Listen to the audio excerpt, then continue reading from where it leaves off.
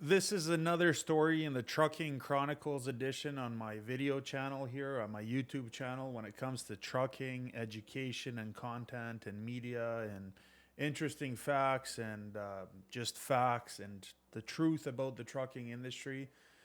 I had a trucking company once ask me if they can take one of my shipments. I was the freight broker in the transaction. At that time, one of my major customers had a load that was picking up from Laredo, Texas, and it was heading up to Cambridge, Ontario. Now, if you guys know anything of Cambridge, Ontario, you know one of the biggest manufacturers there is Toyota. So this load was supposed to be delivering direct to Toyota. It was supposed to be team drivers from Texas. Of course, this was freight coming from Mexico across the border, and then we would get a this truck to go to the cross docking and transloading facility in Laredo, Texas, to pick this load up and then take it up to Cambridge, Ontario. So this trucking company called me. Hi, how are you? We're interested in this load, and I said, okay, perfect. This is where it's going from. This is where it's going to. It needs to be team drivers. Can you guys provide that? We went back and forth on negotiations for the rate. We came to a decision as to an agreement in terms of what rate to run the load at, and they decided to take the load. So when the time was right to take the load, they came and they, you know, apparently picked up the load.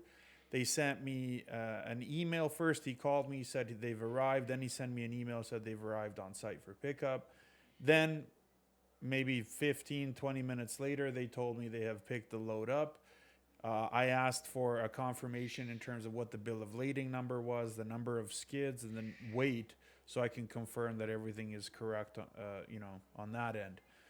They sent me the information that yes, it's picked up. I will give you the bill of lading, the weight and pieces in a moment. They took another 30 minutes. They got back to me and they said, okay, truck has departed about an hour ago, and they told me that the bill of lading number is so and so, the number of skids is so and the weight is so and so. So I said, okay, perfect. This is fine. Let me know once you've give me hourly updates.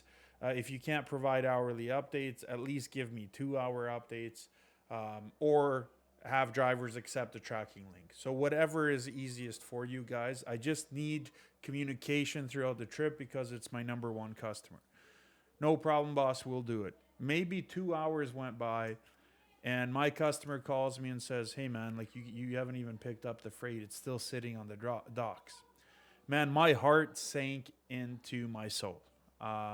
If anyone knows me or has dealt with me, I handled customers' freight as if it was my own. So I don't mess around. I don't like to lie to people. I don't like to mess around with people. If I tell you something, I would like to think that it's, gospel essentially. Okay. So these guys, essentially, long story short, lied to me about picking the load up.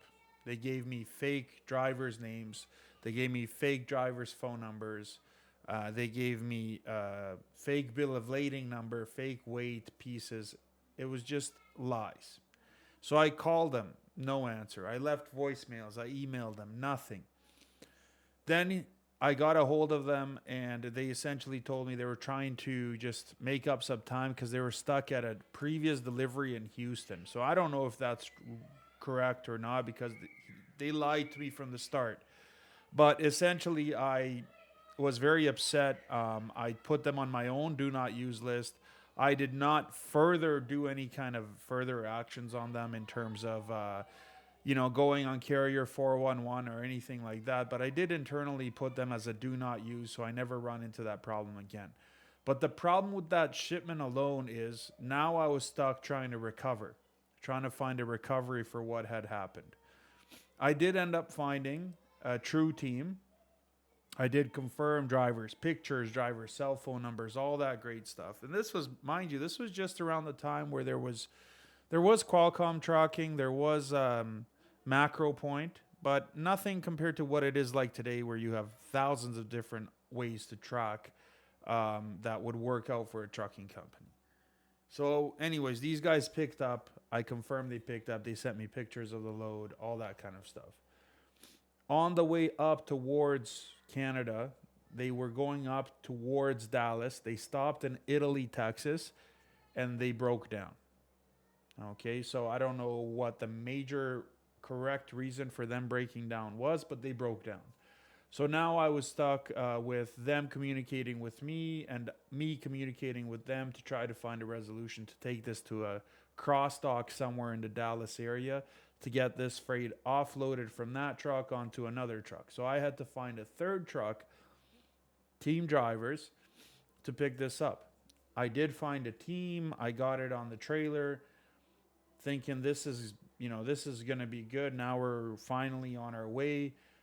Mind you, we're still going to be on time. If everything worked out, we should still be on time. Relatively speaking, should not be a big deal. However, when these guys got up towards closer to Michigan, they were supposed to cross through Windsor, Ontario, going up to Cambridge. They gave me a call and said one of their drivers does not have his passport with them. Unfortunately, they won't be able to cross this into Canada. They will go to a cross dock in Woodhaven, Michigan, where I will have to find a recovery, and they will more than gladly give back as much money or discount as possible to get the load covered. Now, again, I had to discount $1,100 to find another recovery.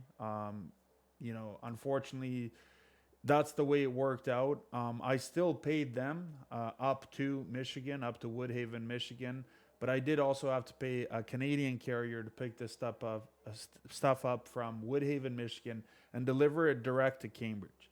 Now, moral of the story is this, okay? First of all, my customer, I messed up in the beginning right away. I inadvertently lied to them because I was lied to.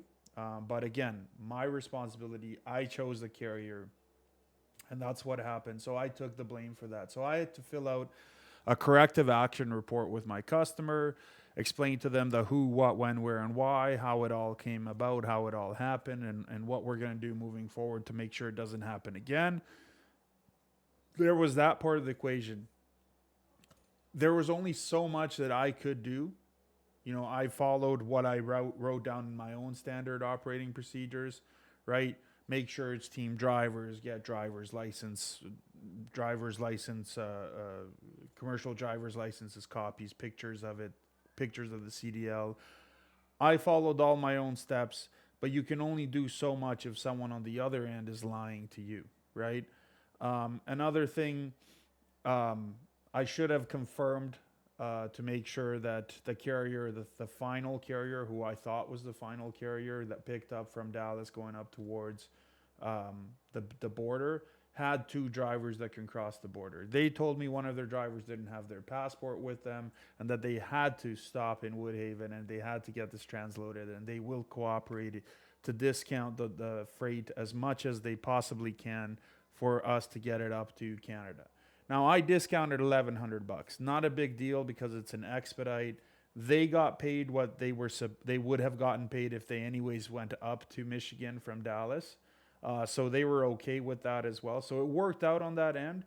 But I could have done a better job as a freight broker to confirm whether or not these guys can legitimately have drivers that will go into Canada. Now, the company could go into Canada.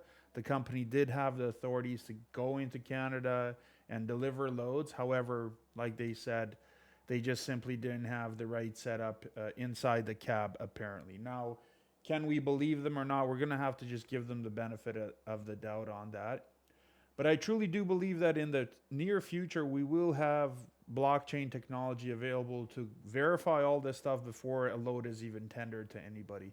But these are growing pains that freight brokers will deal with. Let me know any stories in the comments below of similar situations you've had as a freight um, or even on the other end as a truck driver dealing with freight brokers, right? Because there's bad players on both ends. There's, untruthful, dishonest people on both ends of the equation. So unfortunately, we deal with all kinds of stuff. But let me know in the comments below, and looking forward to hear from you. If you like this video, give it a like, a comment, a share, subscribe to the channel. And this is part of the Trucking Chronicles. This is a story or a series that I'm moving out on this channel. So thank you very much.